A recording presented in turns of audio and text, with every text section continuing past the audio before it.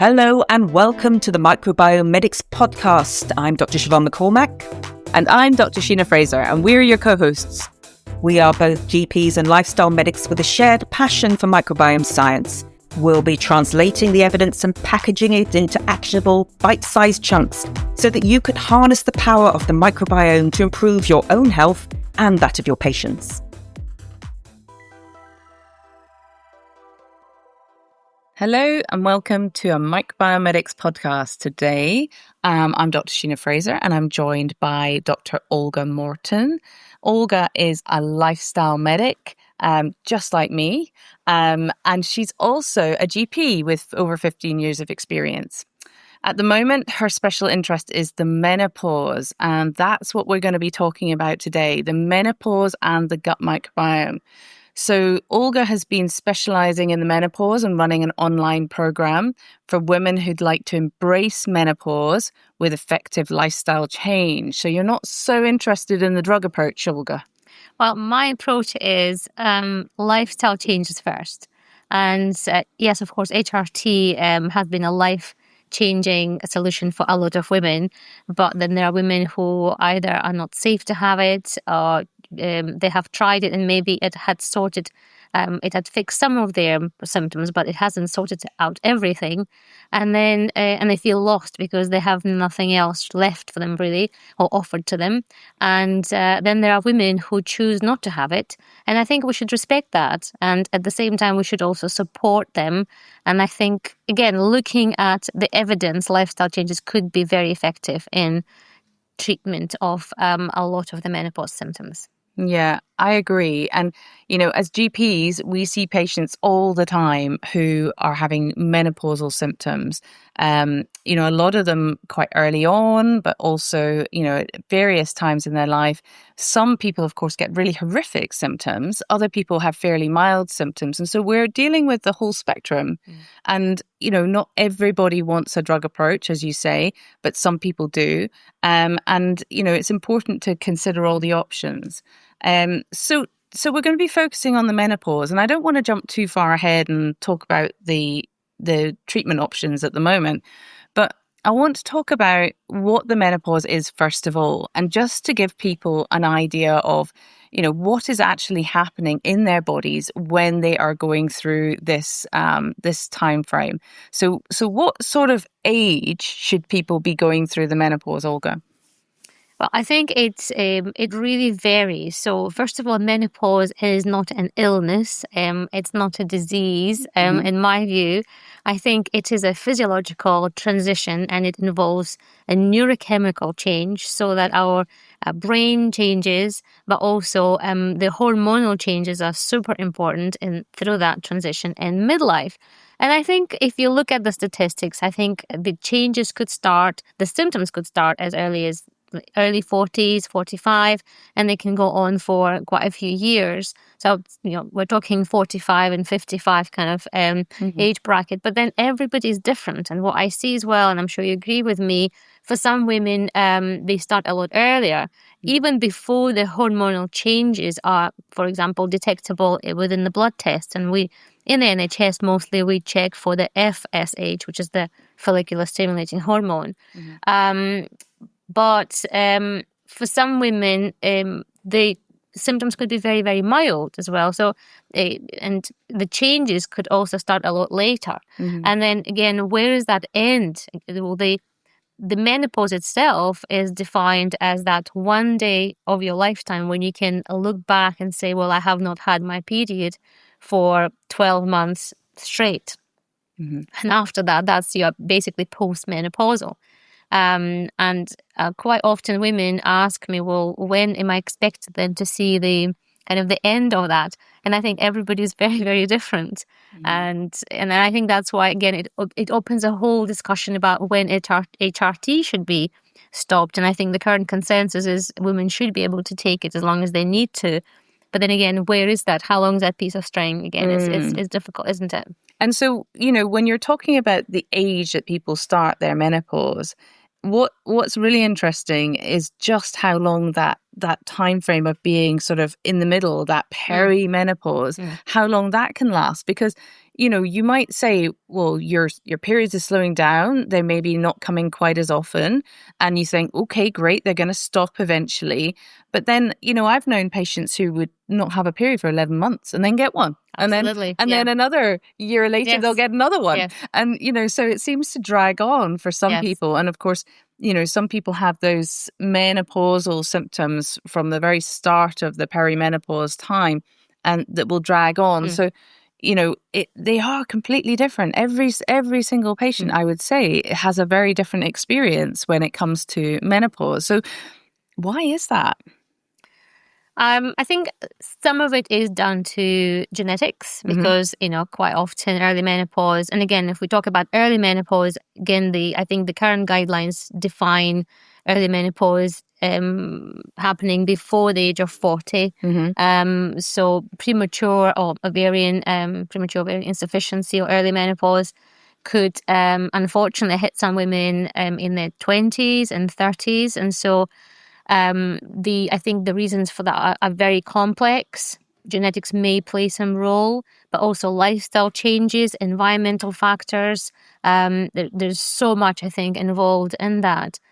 But even with the symptoms, I think looking at lifestyle changes and even with, simply like looking at a women's diet, that can also affect their symptoms. And again, the more processed the diet is, there was an interesting study done in 2021 by Neil Barnard when they looked at women and literally switched them over from what we call that standard American diet of processed foods and pizza and sausage rolls and yogurts and donuts, and change them over to more plant-based whole foods, not necessarily even vegetarian diet, but diet which had less processed food. And even just that, within 3 months, led to the reduction of symptoms of hot flushes and night sweats. Alcohol is huge. Okay. Because we know that alcohol does affect our internal thermostat, so to say.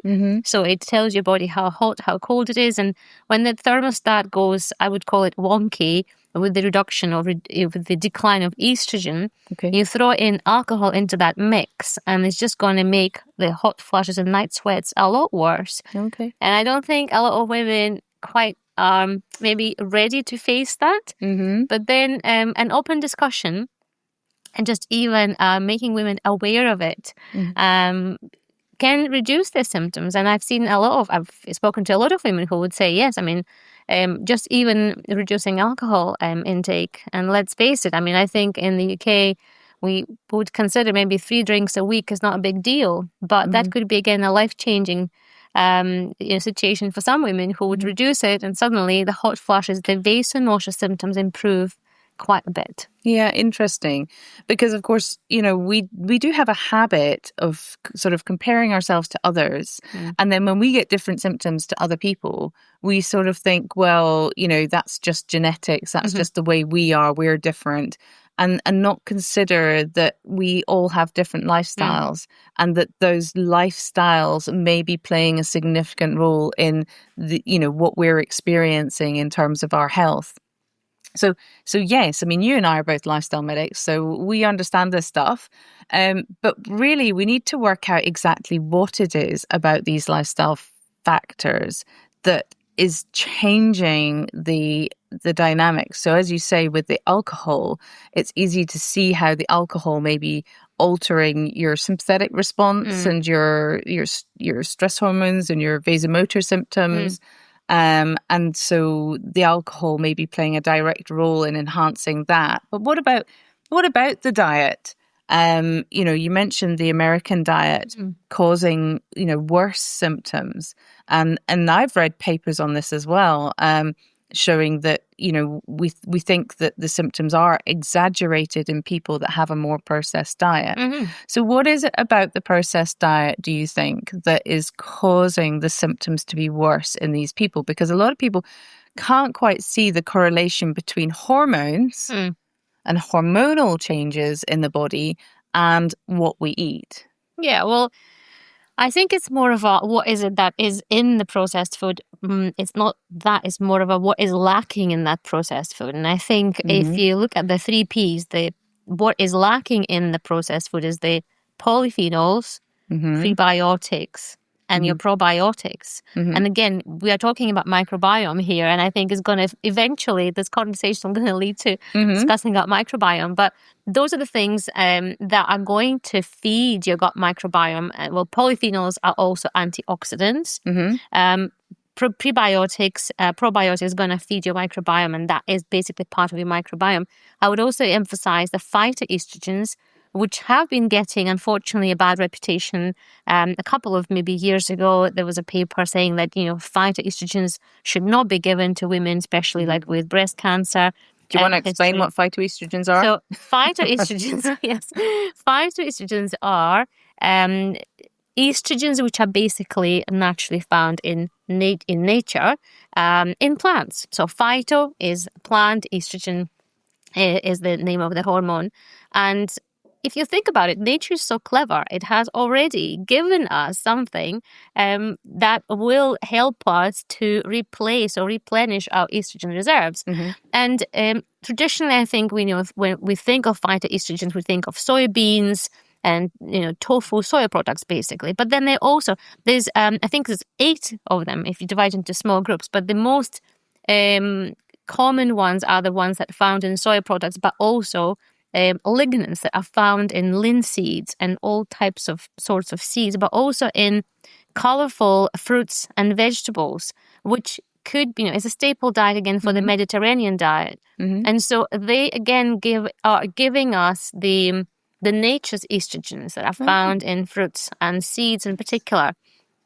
And I think that is what's going to be missing in the processed diet. Okay. You will not get it from the donuts and the biscuits and, the processed pizzas, takeaways and fast foods, unfortunately. So you've got your phytoestrogens, and we should start with those. And interestingly, I was reading about soy isoflavones, and I came across something that I had not realized before about soy isoflavones. So these are the phytoestrogens in the soy that we expect to give us all those lovely health benefits that are supposed to help with the symptoms of menopause by replacing the estrogen that we're losing with a plant version of it. Now, I didn't realize that if you suffer from obesity, you may not absorb and be able to metabolize those soy isoflavones. Now, that was news to me because I thought everybody would get the same benefit from it. But again, it turns out that, our ability to metabolize certain plants and things will depend on our gut microbiome. And that will depend on, what we've been feeding it. And, it may be that can be turned around.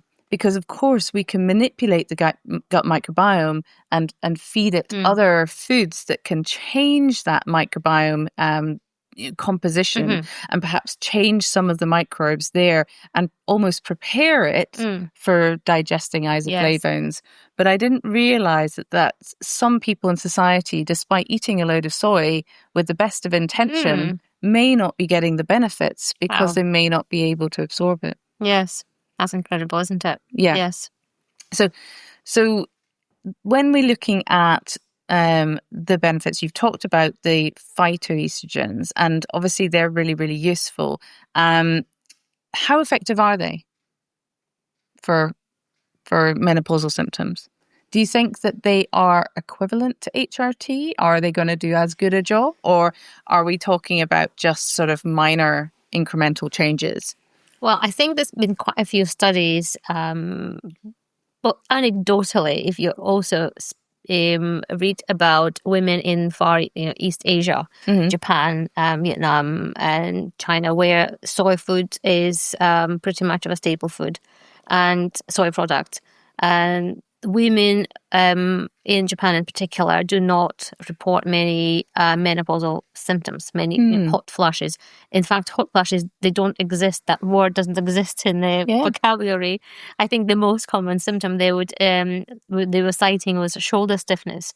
So it begs the question then, what's happening there? Okay, we also know that on average, the BMI, the body mass index, the weight is slimmer women in those countries. They probably consume much more green tea, which is again an antioxidant, which probably will help with the symptoms. So there've been a few indications that they might be effective. Probably not as effective as HRT, I would say, but then combined with other lifestyle changes, combined with looking at microbiome and supporting it better with natural, with food, I think that could be an option, and it could be one of the tools that could be used in midlife and perimenopause. Yeah, excellent. And so on that Western diet, so it's missing these phytoestrogens that people may be getting if they've got that lovely varied diet with lots of colours in them. But you also mentioned it's missing the prebiotics and the probiotics, and probably our listeners here are quite used to hearing us ranting on about the importance of fibre in the diet. And of course, prebiotics are your fibres. So how does that improve the gut microbiome from a hormonal perspective? So I think we should probably at this stage then mention the estrobolome. Yeah. So if your listeners are familiar now with the gut microbiome, so which is the collection of the trillion of microorganisms with the benefit to the host, the estrobolome, estrogen bolome basically is that subsection of those bacteria that are helping to utilize your existing estrogen. So they are helping to regulate hormones in particular. And so the healthier your estrobolome, the more you're going to get out of your own estrogen. Or I would even say if you're on HRT, you probably will get much more out of your HRT if your gut microbiome is healthy. Because what this estrobolome, this subsection of bacteria do, they help recirculate your existing estrogen. Because what happens is estrogen goes through the liver attaches a little kind of an additional molecule to the conjugate, and then you're supposed to then kind of get rid of it. You literally either pee it out, or, your body kind of gets rid of it. Whereas those bacteria catch that literally, and then they untangle it again and send the estrogen back into circulation through the liver, i.e. recycling it. And so that you will get much more out of your hormones. And that's why the healthier your estrobolome, which means the more prebiotics you have in your food to feed those bacteria, the more you're going to get out of your hormones. And that will obviously support your body better. So you'll get less symptoms and you will go through that midlife having a less bumpy ride. Interesting. So my understanding of the estrobolome is that the estrobolome is neither good nor bad. It is beneficial to us if it is metabolizing sufficient quantities of estrogen back into the circulation for us to utilize to prevent symptoms like menopausal symptoms or issues with our hormones in general. But if that estrobolome is unbalanced, if you have too many of these bacteria that are able to convert the estrogens back into the circulation, or too few, you can end up with either too much estrogen or not enough estrogen. And that will depend on the health of the gut microbiome. So an unbalanced gut microbiome could give us very unbalanced hormone levels. And this is what a lot of researchers are now considering, whether the estrobolome is playing a role in a lot of our hormonal conditions like polycystic ovarian syndrome, endometriosis, premenstrual tension, and these postmenopausal symptoms or perimenopausal symptoms. What happens if we make too much of the estrogens ourselves? Yes, I think you're hinting towards like this condition called estrogen dominance. Yes.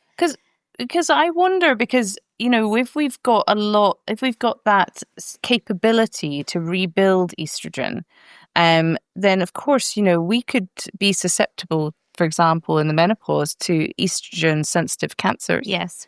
Is this a good thing that we're able to rebuild estrogen all the time, or is it?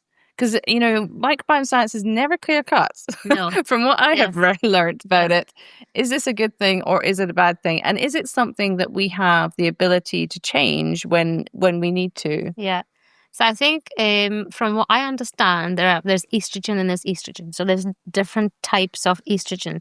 The one that we are after is the one that is good for us. Mm-hmm. There's this estrogen, is estradiol, estrone, and I can't remember the third one. So it's the one that I think the one that is the one that's good for us, that will help our symptoms, is not the one that's being kind of recirculated. Because I was thinking about, when I was reading about this, we don't want too much of it, but it's the one that is the beneficial to us is being sent back to circulation, and that would help our symptoms rather than makes us more predisposed to cancers. Yeah. No, that's really interesting. And we haven't really talked much about estrogen so far. So when it comes to the menopause, estrogen is the big main chemical hormone. I mean, it's been talked about, I think, the most. I think everybody who thinks menopause immediately thinks estrogen. Yes, it is important, but I think the more I read about it, I think progesterone probably deserves more of an attention, at least at the beginning of the menopause. We don't tend to talk about it as much, but if you think about hormone decline, so your estrogen, let's say, if you're watching us, starts declining from somewhere from here on the graph, whereas progesterone, the actual value is a lot higher than estrogen. Okay. So it starts declining from a lot higher mark. And so you might not notice the hot flushes and night sweats straight away, but you might notice sleep issues. Okay. Irrational anxiety, irrational fears. That's all progesterone going down. Oh, okay. Right. Progesterone goes down. It's progesterone is the calm hormone. It makes us feel safe. Okay. It makes us feel happy. That also helps our sleep. And so when progesterone goes down, it brings down GABA. GABA is an important neuromodulator, which again makes us calm and happy. And so quite often women will say, well, my periods are still regular. I don't really have the hot flushes, but my sleep is funny and it's weird and I'm very irritable. And I've got this irrational anxiety I can't shift. It's the progesterone that actually I think needs a lot of attention at that stage. Whereas I think most of the HRT and menopause conversation is focused around estrogen, which is important. I agree. That's the one that gives you the symptoms of hot flushes and night sweats, dryness down below. Okay. And those are typical estrogen deficiency symptoms. But yes, both of them are important. But I think sometimes, in my opinion, progesterone doesn't get the attention it deserves. Yeah, it sounds like it. And on the progestogen side, how does the progestogen then affect? Do you know how it affects the gut microbiome if it's dropping? Does it have any effect? It's interesting. I actually haven't Did you come across anything? I didn't come across anything on progestogen. I only came across the stuff on estrogen and the lack of estrogen. Yes. So yeah, maybe we're needing a bit of research into that area. Yes. Just to see what the impact of the lowering of progestogen is doing there. And of course, you and I have been reading about the impact of the menopause, the perimenopause and the menopause on the gut microbiome and what's actually happening there. And I think it's important to discuss the importance of estrogen in terms of its effect on the gut microbiome, because again, I was quite surprised at what an important role it seems to play in maintaining a healthy gut microbiome. So Olga, tell us a little bit more about that. So the relationship between hormones and estrogen in particular is twofold. First of all, with estrogen going down in perimenopause, it does affect our microbiome diversity, and not in a good way. I guess the diversity goes down, and so and through that, it kind of has this negative effect on our hormones and our state of health in general. But then, on the other hand, as we discussed, the gut microbiome in itself has this protective effect, and the healthier it is, the more we're going to get out of our hormones, including our estrogen. Yep. So it's a very interesting relationship. Yep. And then if you then look at the changes with estrogen decline on our microbiome in general, not just the gut, I mean, I was really amazed to learn that it affects our mouth, our oral mucosa. It affects our vaginal mucosa, obviously, and that again is super, super important, I think, for us to be aware of, because vaginal changes in menopause, women tend to not to bring it up, unfortunately. They would just rather quietly suffer through it. And I always encourage women to talk about it, because there are solutions and we don't have to suffer. And again, being aware that, right, so with the declining estrogen, it's going to affect my, as a woman, it's going to affect your vaginal flora through the lack of the estrogen in the first place, but then also the microbiome. And so it's such a complex effect of the declining hormones, isn't it? It is. So you're going to see the effects, as you say, vaginally. We were also chatting earlier about orally, and again, what's very interesting is how similar the mucosa is in the vagina and in the mouth.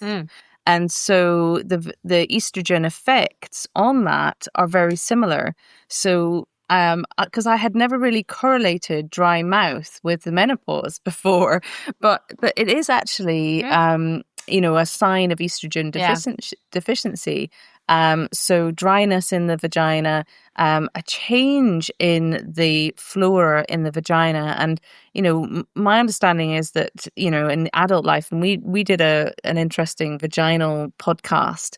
And what's interesting is we tend to have a more narrow spectrum of bacteria in the vagina in our adult life. And we tend to sort of go for, a couple of main lactobacilli in the vagina, but postmenopausally the diversity increases. Yes. So it's kind of opposite to what's happening in the gut, where the diversity is reducing, and we're losing some diversity of species, and we're losing some of the really beneficial ones in the gut, like the bifidobacteria and the lactobacilli, which we often find in our fermented foods. And in the vagina, you're getting a whole load of other bacteria, including anaerobes as well. But probably because the hormonal changes within the vagina are altering that ecosystem, changing the pH and allowing it to become more favorable for some of those anal bacteria that are sitting around, and the dryness changes the habitat entirely, doesn't it? Yes. So that the pH will probably go a little bit higher and allow more overgrowth of bacteria. So that's problematic. I was also interested in the fact that estrogen is antibacterial. So estrogen actually helps us to fight infections. So it's quite an important thing for us women throughout our adult life to help protect us from infections by protecting our gut microbiome and things. So it helps to reduce the virulence of bacteria. So their ability to cause infections by hindering the way they talk to each other. Which is really interesting. So when we lose that, when the estrogen levels drop, our predisposition to catching infections will go up. Yes, like frequent UTIs, again, for some women, they don't realize this could be the first sign sometimes of perimenopausal changes. And interestingly, I mean, we used to think offering a women a topical HRT, vaginal HRT as a pessary or a gel is simply going to increase the moisture in that area and help with dryness, and through that reduce the risk of UTIs or urinary tract infections. But now we know that actually is also going to potentially support that more of an acidic pH, which we are losing through holding on to those lactobacilli rather than allowing the more anaerobes like Gardnerella and all the bacterial vaginosis, the pathogens to proliferate because or to grow there. So that's obviously got the topical issues, got the dual effect with that. Yeah, so HRT is obviously quite good at helping that, because obviously your systemic or your topical HRT providing estrogen back is helping us to prevent infections, because it's giving us back the estrogen, whether that be topically in the vagina or systemically. So HRT can be really, really useful. And obviously it's well proven to be very effective for female symptoms. But what about diet on this front? Because lactobacilli, for example, that we want more of, we're losing it from the gut, we're losing it from the vagina. So my understanding is that our fermented foods are packed with lactobacilli. Yes. How are fermented foods for menopausal women?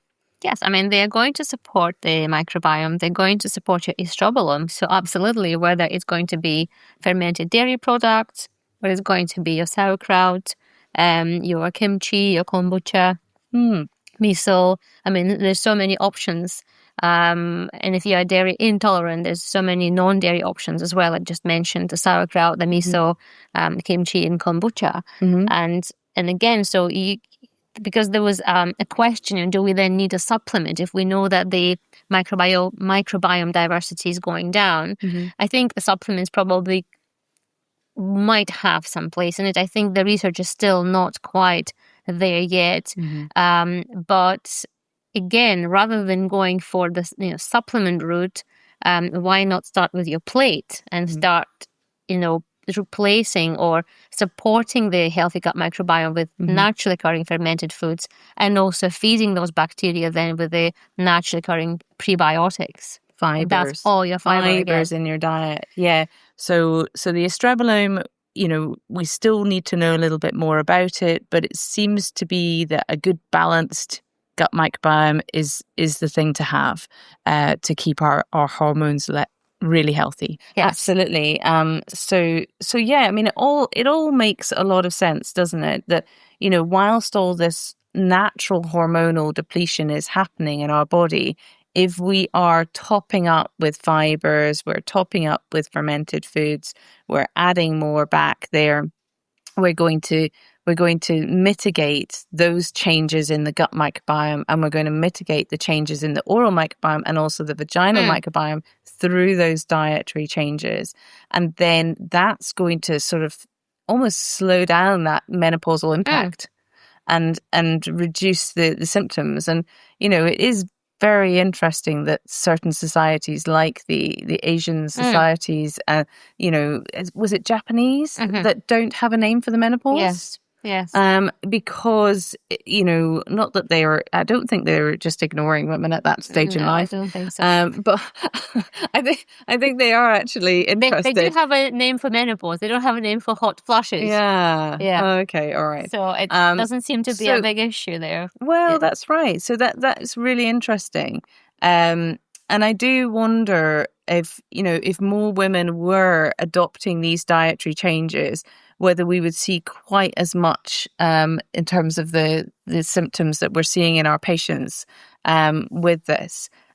So yeah, the microbiome and its importance in this is really, really important. In terms of premature, we've touched on premature menopause.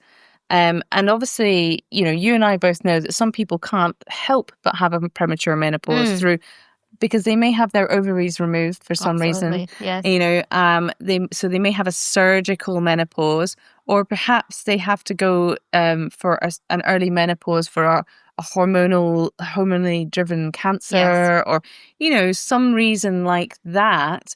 But in terms of what else could be going on there, I know that there's potentially a genetic predisposition, but you and I both know that epigenetic.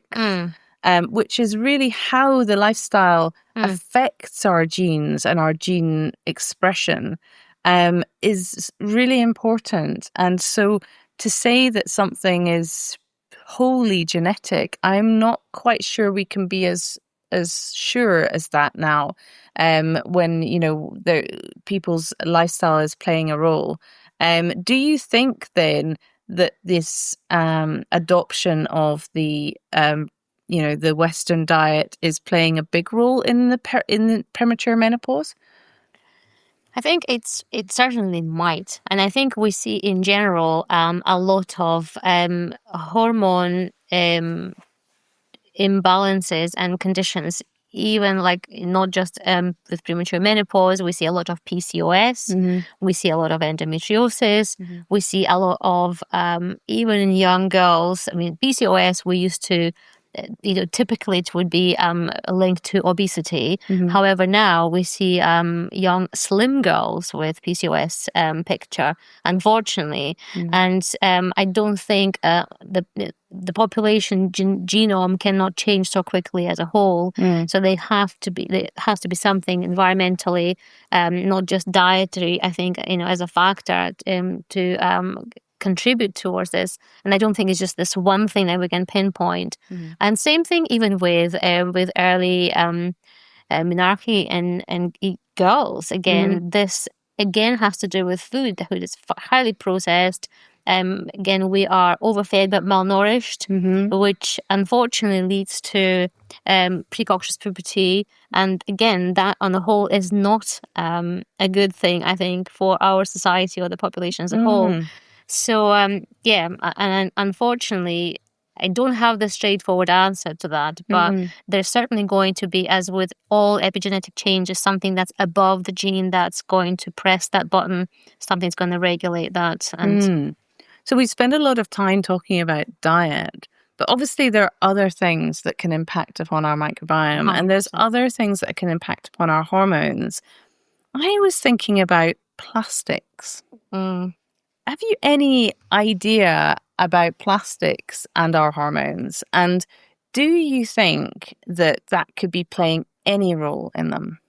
So in my program, and I do it online with women who it's menopause with lifestyle, but we do cover essentially 5 steps or 5 pillars, and one of them is reducing your toxic load, and we talk a lot about that. So, and I don't mean by reducing your toxic load, I don't mean any expensive detox protocols or programmed lotions and potions. It's the simple things you can implement in life, but plastics, unfortunately, along with other forever chemicals that are found in your cleaning products, in your personal care products even, unfortunately act as xenoestrogens. And xenos is a Greek word, means foreign.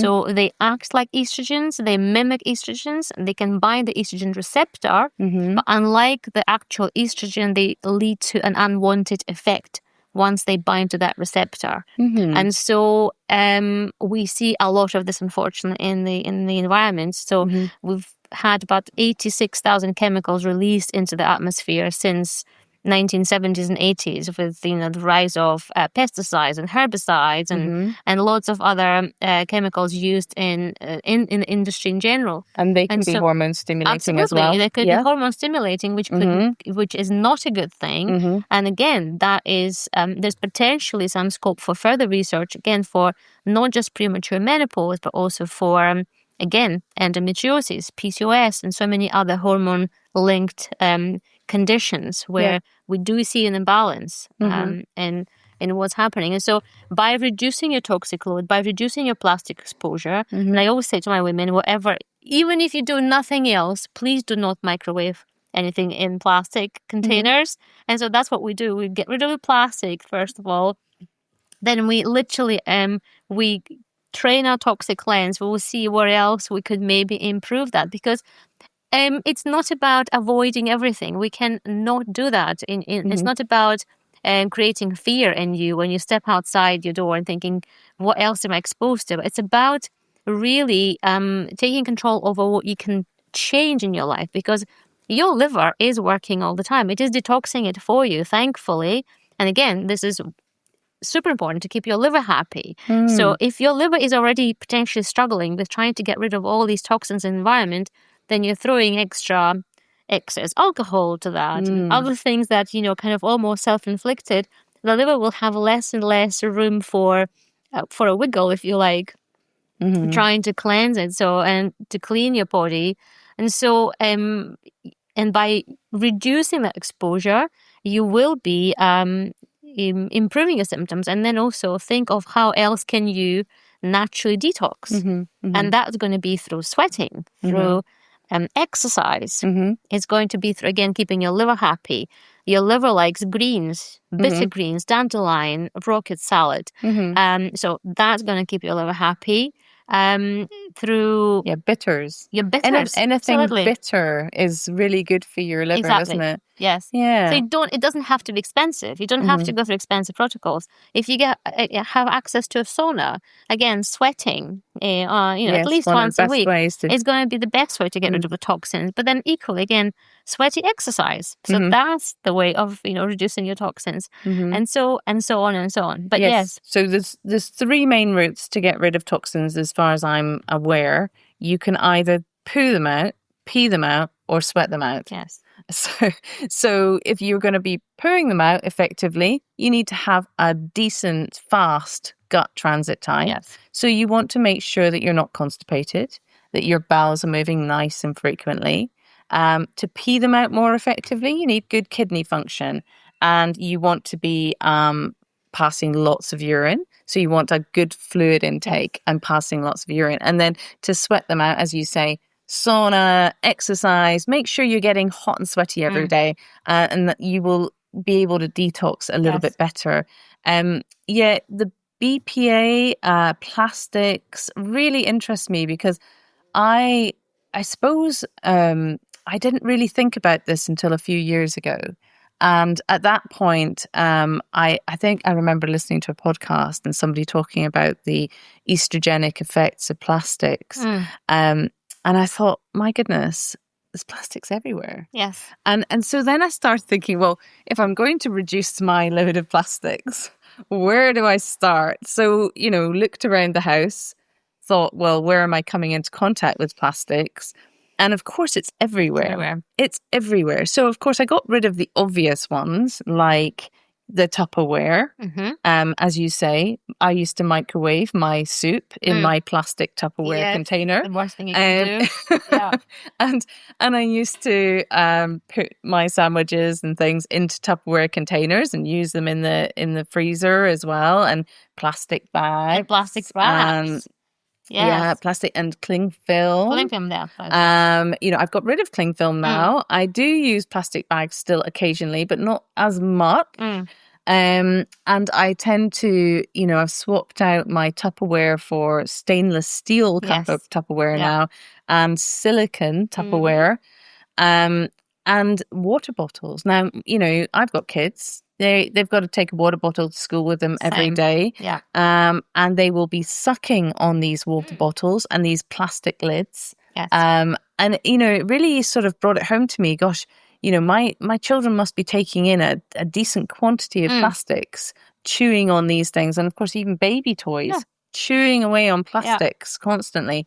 But we are surrounded. Isn't one of the worst BPAs the lining of coffee cups that you get in coffee shops? Yes. And also, if you're going to be getting that takeaway coffee, that black lid, heat it along with the hot coffee, is going to be leaching on that plastic. So, and that's BPA, isn't it? Because BPA is the one that it will say BPA free on most of your water bottles and things, because BPA is a real hormone inducer.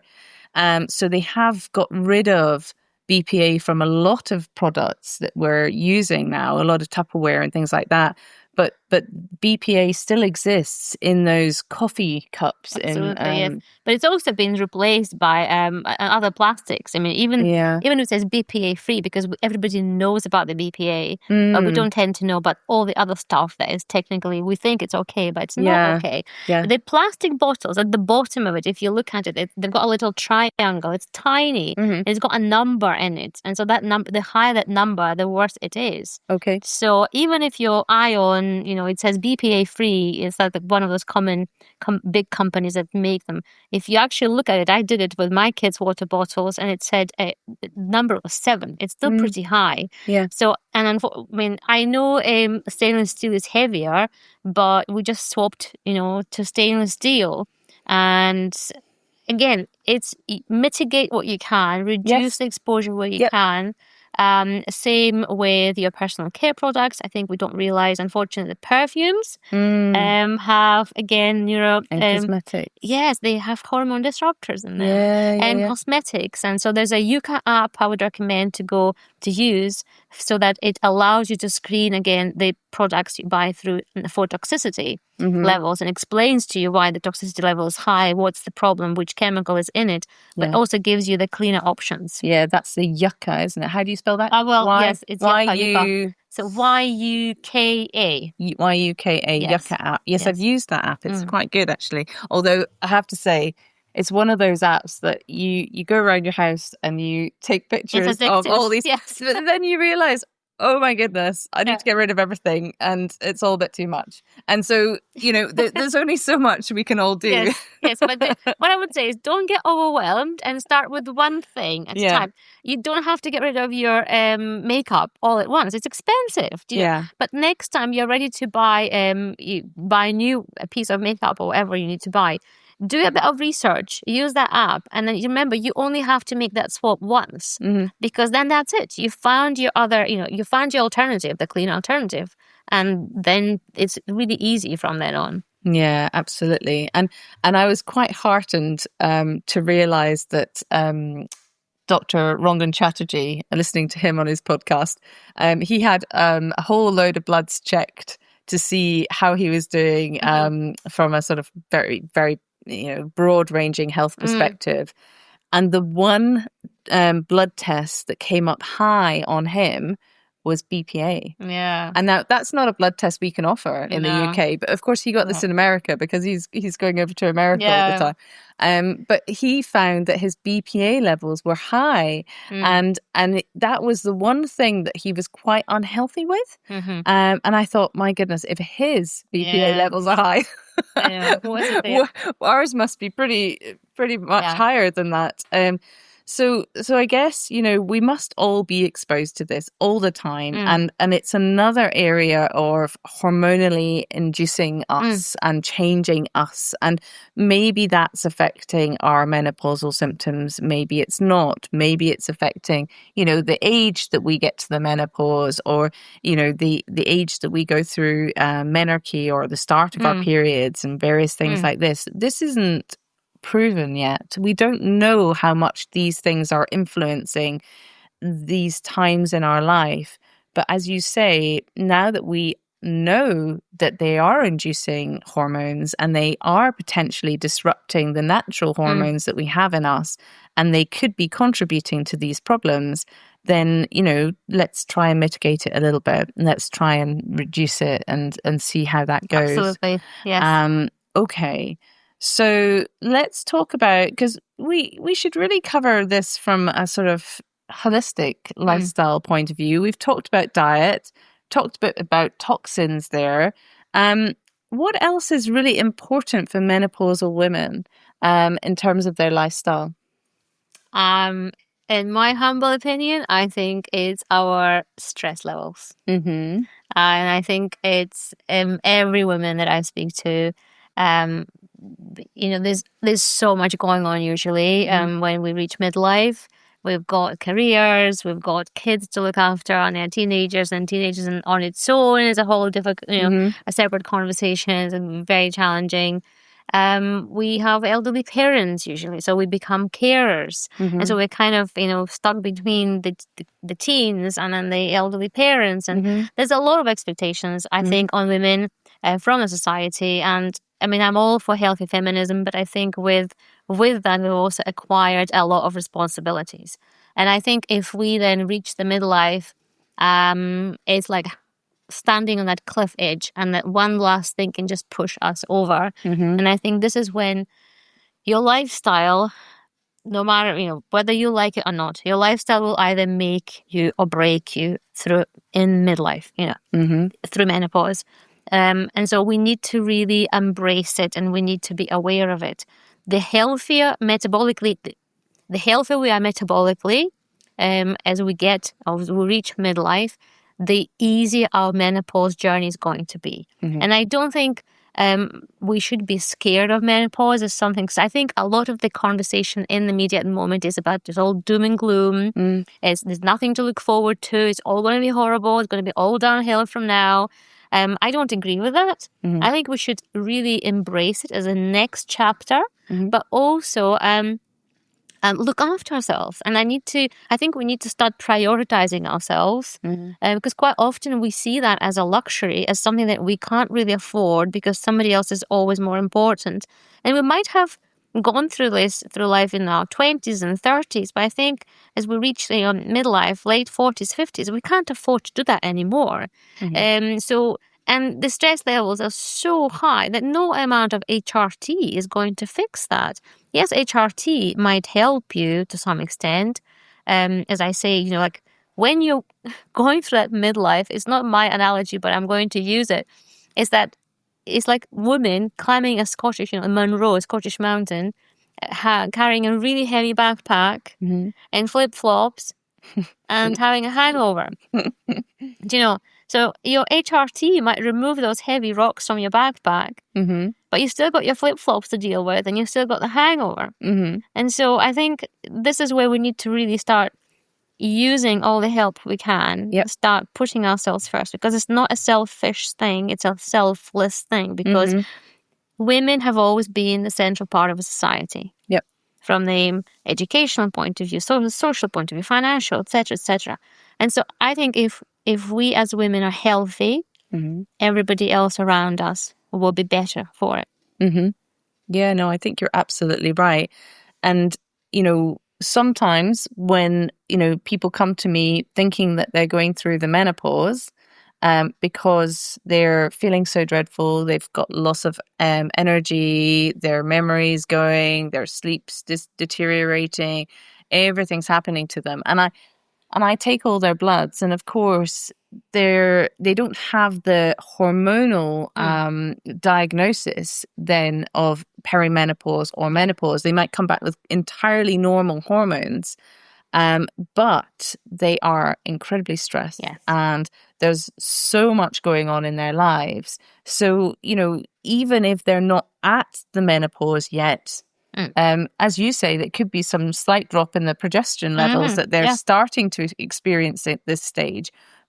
Or it may be that it's just the stress that is causing the brain fog, the tiredness, the change in sleep patterns, and all these other things. So sometimes it's hard to distinguish between what is menopause and what is actually this time in your life where, as you say, you're almost being attacked at all angles from so much going on in your life. So stress, I agree, it's a real biggie for us. And, we're at a stage now where, I've got teenage kids, you've got teenage kids, elderly parents, we're at that stage now. So I'm beginning to empathize now with all my patients in this situation. And I can see when I overload myself with work that my sleep starts to slip. And, I've caught myself a few times where my work-life balance has not been good, and I almost thought I was sort of menopausal, and it turned out I wasn't. But yeah, I think that this is really, really important for women of our age. That we. So how are we going to manage their stress? Again, nothing. It doesn't have to be something fancy or luxurious. I always say to women, just even start with 10 minutes of me time per day, and it doesn't have to be meditation or breath work or anything, journaling. Obviously, if it's something that you would like to try, absolutely go for it.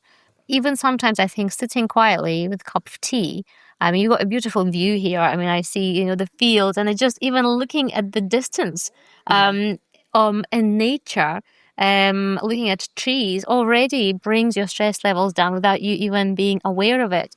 And remember, stress is real. We used to think, everybody's a bit stressed. What's the big deal? It's measurable. And the chronic stress is your chronic cortisol release. Cortisol is needed. We do have a spike of it every single morning. It gets us out of bed. It gets us motivated. It's the problem is when it's constantly raised and it starts chipping away from your other hormones, because guess what? In, postmenopausal stage, not only your ovaries that make the progesterone and estrogen sex hormones, your adrenals, which are glands that sit above your kidneys, that are usually producing cortisol, which is a stress hormone, they also take over the production of your estrogen, progesterone, testosterone. And so if the adrenals are busy chugging away and making cortisol because we are so exhausted, there will be no room for making your sex hormones. That's why the libido goes down, because again, we'd never mention that, but it's big, speaking to women. And again, and I see this across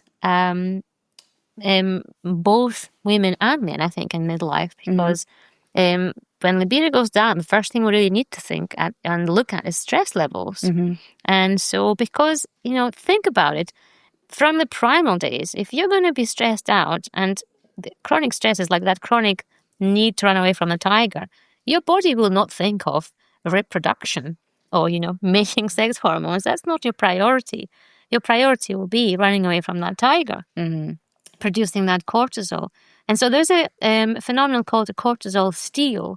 So it's not exactly like, it's a chemical reaction where it's, cortisol is taking over or stealing something from your body. But what it means is that seesaw phenomenon of the reciprocal, the opposite effect of the more stress, more cortisol automatically means less sex hormones.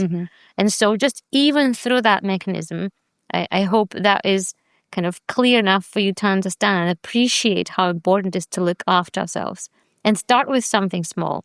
Start with something that gives you that flow, that sense of peace, whether it's 1 minute, 2 minutes, and increase it slowly. Find something that you like doing. I had a lady recently who said, well, I don't, quite often again, you ask women, what is it that you do to look after yourself? And unfortunately, very often I'm just met with a really blank stare, because we've lost that, because we're so used to looking after others. And then suddenly, women will say, oh, I loved gardening, or I loved knitting. I mean, it could be anything, So go back to doing that. Somebody loved painting, or they joined a choir, and for them at that point, it felt like a luxury. But suddenly they've got back that tiny piece of themselves that they lost somewhere along the way. And that, again, is so important to carry that through, because that will give you that grounding. Yeah, it's so important. And actually even more important than that, because, if you start to develop some time for yourself, doing things that make you happy, that make you feel relaxed, that give you a sense of purpose and a sense of self back, then, when your children, if you have children, when they leave, which is not that far away, it's going to help with that empty nest syndrome as well. Because, again, you and I, both GPs, we see it. So we see patients coming along and they're lost. If they have spent their entire adult life caring for children and looking after their every need, and then suddenly when they leave, they don't know what to do. And that can be a big source of stress and a big loss of self-confidence. So if you get in earlier, while your kids are still teenagers and they're happy sitting in their bedrooms anyway, then you can just, have some time for yourself. And that's good for your kids to see as well. So I agree with that. That's a great tip for people to try. Okay, stress. I think there's a couple more things we can mention. We've touched on sleep. Do you want to talk about how sleep is affecting your menopause and how your menopause is affecting your sleep? Yeah, again, it's that, chicken and egg thing. So sleep is a funny one because, again, with estrogen going down, you've got your hot flashes, night sweats, so your sleep is going to be affected. And then equally, with having a rubbish sleep, you're going to have more pronounced menopause symptoms. What I would say is, again, prioritize it, because you can't get away now with, having a late social media scrolling, and then expecting your body just to get up in the morning and just, as if nothing happened, back to the grind at 7 in the morning. So I think, again, sleep becomes non-negotiable here, and the non-negotiables will be, caffeine, I think, for me. If you're somebody who's super sensitive, for some people, the caffeine metabolism, half time might be 6 hours. For somebody, it might be 12 hours, which means if you've had your coffee at lunchtime, half of it might still be in your bloodstream. So if you don't have sleep issues, fair enough. But if you are struggling, I think that needs to be addressed. Alcohol we mentioned already. So stick to the same time when you go to bed. Avoid that social jet lag, meaning avoid, I'm just going to power through this week, but then I'm going to catch up on my sleep at the weekend. Unfortunately, the body does not like that. And then again, we are circadian creatures. We are nature. And I think living with nature, listening to your body clock. Yes, if you think about it again, the primal women, we lived with, we would get up with sunrise, we'd go to bed with sunset. And now we're trying to be clever, like we've got all these white lights and devices and gadgets that tell us, hey, it's still daylight, because they mimic that daylight, the sunlight. And so the body gets confused. So your melatonin, your sleep hormone, goes in, it doesn't spike what it should be at 8 o'clock. It will be still low. And that's why, we lose that ability to sleep well with, again, exposure to blue light late into the night. There's different devices. I mean, you don't even have to buy the light blocking glasses. Lots of devices now have the nighttime mode where it switches off that white light. But the best thing is just even keep them out of your bedroom, leave them outside, try to read instead. And I've seen a lot of women who would say, wow, my sleep has improved dramatically. And so, so these are the little things I would mention. I didn't talk about microfasting, but it's something that I quite like introducing as well for women. When we hear fasting, I think some people get really scared, thinking, is she going to ask me to starve now? But actually, it's just this window of meal-free time for about 12 hours at least as a minimum overnight. Guess what? It actually increases your microbiome diversity. So if you think about it, well, if I'm not eating, how come there's more bacteria in my gut? But it's the good bacteria that start proliferating when we're giving that space of no food coming, and the bad bacteria, they go away. So again, it's super beneficial for us. And a lot of women who've introduced that and microfasted on a regular basis for 12 hours, which means, you eat your dinner 8 p.m. or your last meal 8 p.m. and nothing till the following morning until 8 a.m. Very doable. And those women reported an improvement in their sleep, interestingly. Sleep quality was much better. And I think the other one is exercise. I think it's so important. Well, on the sleep side, there's one other thing I want to mention with sleep, and that is the important relationship between fiber and sleep. Because I think it's really important to realize that different diets and things will affect your sleep in different ways. So a high fiber diet and having lots of fiber throughout the day will actually, again, sets up those very beneficial gut bugs. But it's been shown in studies that people that with a higher fiber diet sleep more deeply and have a better quality of sleep. So again, if we're trying to fix our sleep, then your diet is an important avenue to look down.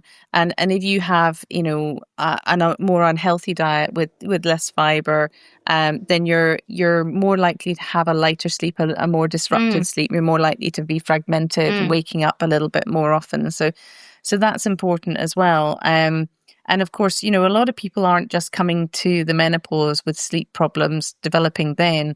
Us women often, what I see is, people develop their sleep problems when their children are young.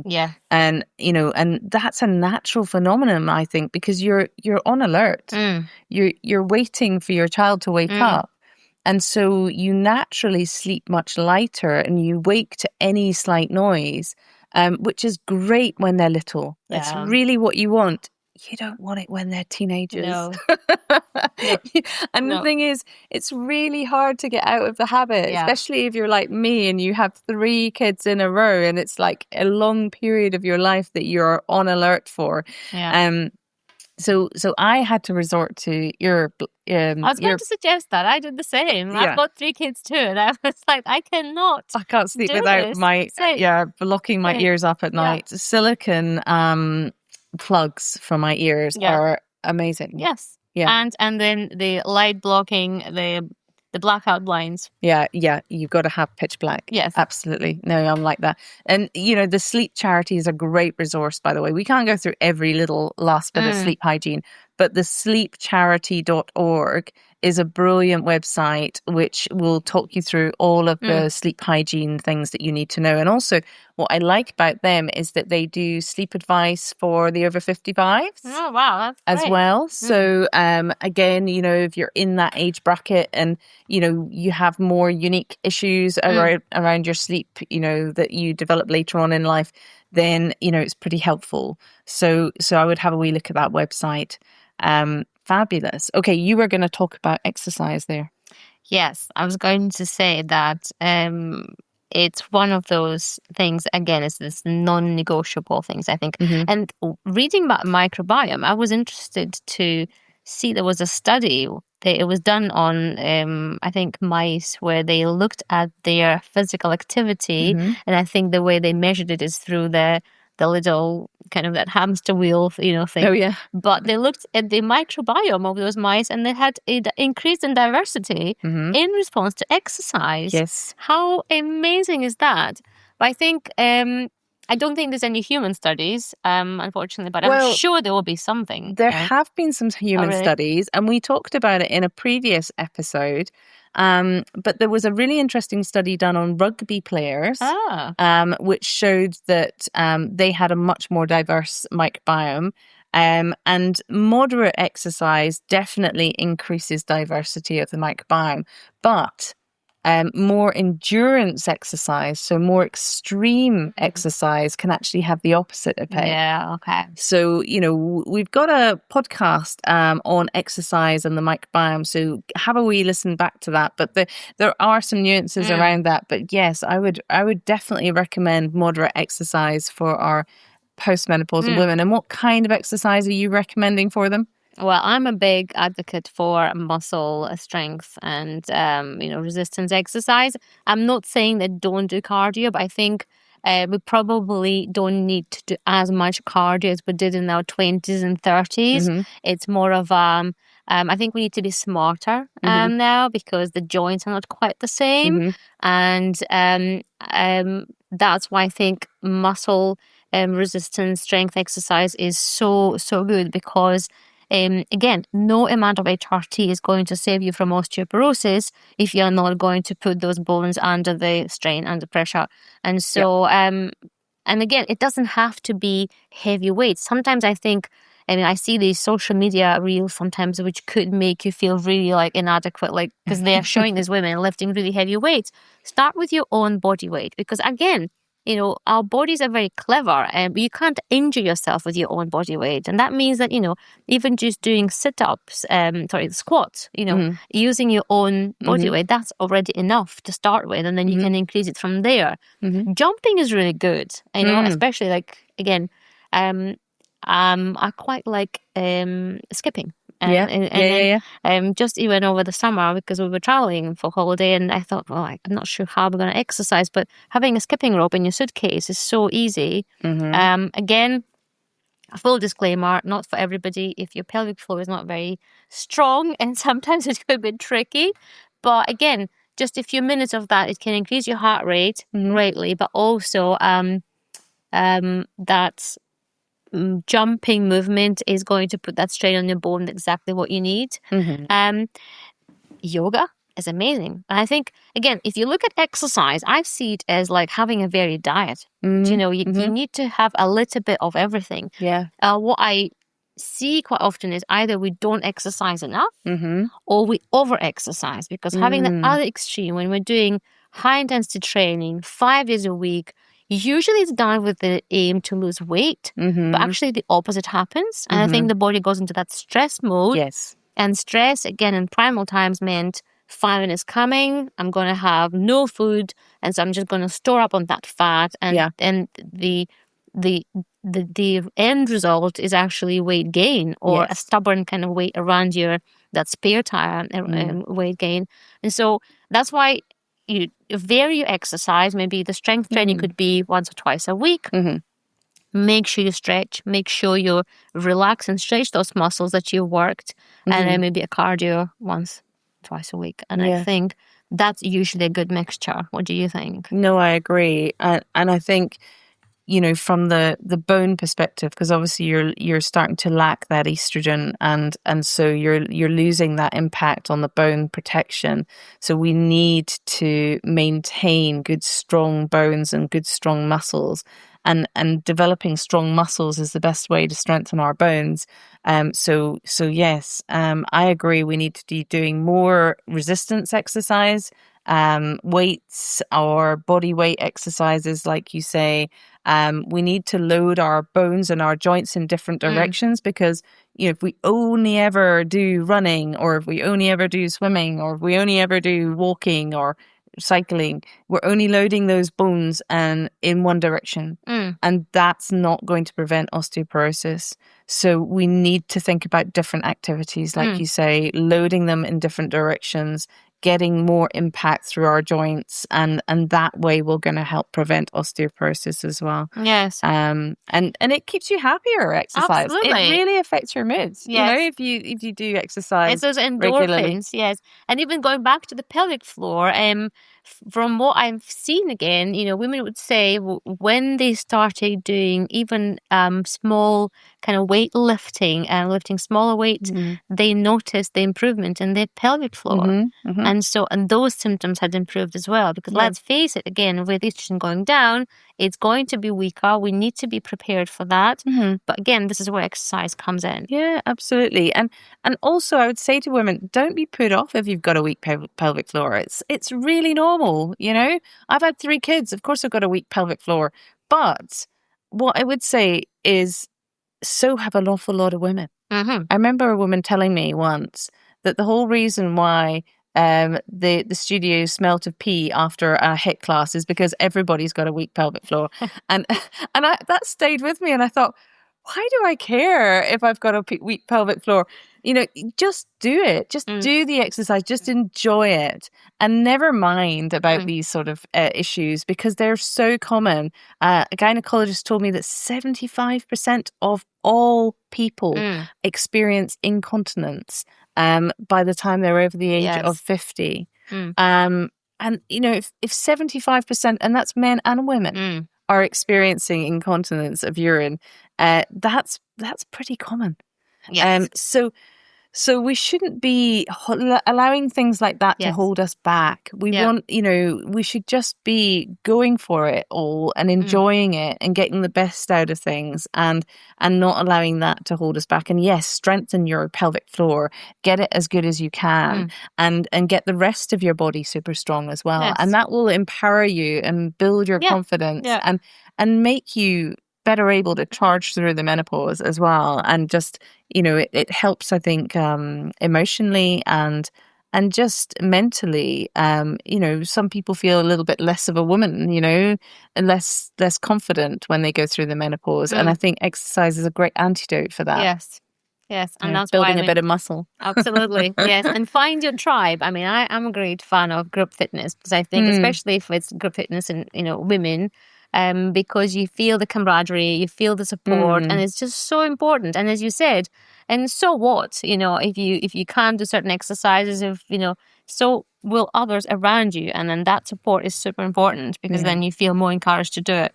Fabulous. Okay, I think we've had a great conversation. I think we've covered quite a lot today about the menopause, about the impact on the gut microbiome and its role, but also about the lifestyle and menopause, and how we can use lifestyle to really help us through this difficult time in our lives. And menopause doesn't need to be a disease. It doesn't need to be a disorder. We need to see it as a time for us to kind of really put ourselves first and try to improve our health for the decades to come afterwards. Yes. And because if we want to be really healthy into later life, if we make these changes now, then this will really help us along with it. Absolutely, yes. And it's not just about reducing your menopause symptoms. I mean, you're really reducing your risk of dementia, your risk of type 2 diabetes, your heart disease, your stroke. I mean, dementia is now type 3 diabetes. It's a metabolic condition. You're also reducing your risk of cancer. And so there's so many benefits Absolutely. to be gained. Yes. So it's a good time to take check and think about your general health. So yeah, menopause, it's a great time in your life to rethink things and to make those changes. I hope you've enjoyed today's podcast. Thank you so much, Olga. It's been really, really enjoyable. And Olga's a good friend of mine, so I've just enjoyed having you over. So thanks again. Any last words or?